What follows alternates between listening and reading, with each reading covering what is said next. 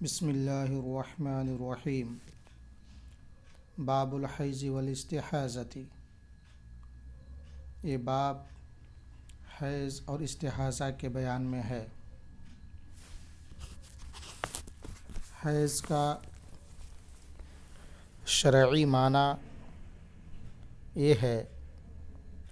کہ لغت میں حیض کا معنی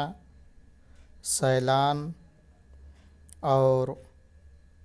بہنے کا ہوتا ہے، اور اس کا شرعی معنی یہ ہے کہ وہ خون جو کسی صحت مند عورت کے رحم سے نکلتا ہے، جبکہ علامہ ازہری نے لکھا ہے کہ حیض وہ خون ہے جو عورت کے بالغ ہونے کے بعد رحم کے گڑھے سے خارج ہوتا ہے۔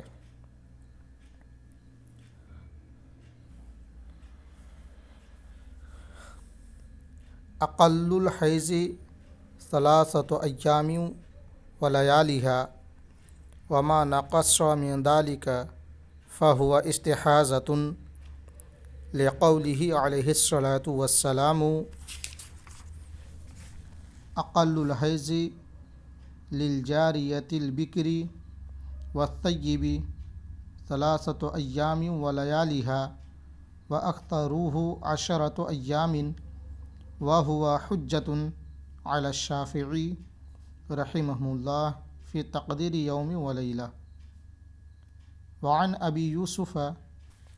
رحمہ اللہ انہ یومان والاکثر من اليوم الثالث اقامۃ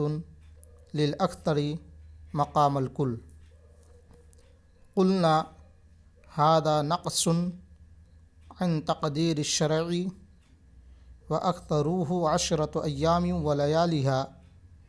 والزائد استحاضۃ لما روینا وهو حجۃ علی الشافعی رحمہ اللہ فی تقدیر ب15 یوما ثم الزائد والناقص استحاضہ لأن تقدیر الشرعی یمنع الحاق غیرہ بہ۔ حیض کی کم از کم مدت 3 دن اور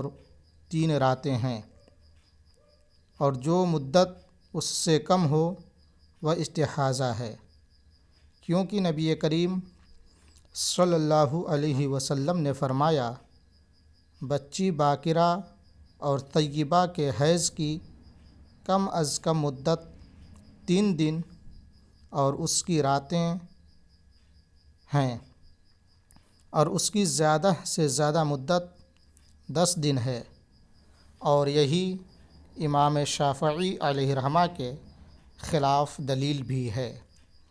کیونکہ امام شافعی رحمۃ اللہ علیہ 1 دن اور 1 رات کا اندازہ لگاتے ہیں، اور سیدنا امام ابو یوسف علیہ رحمہ کے نزدیک 2 دن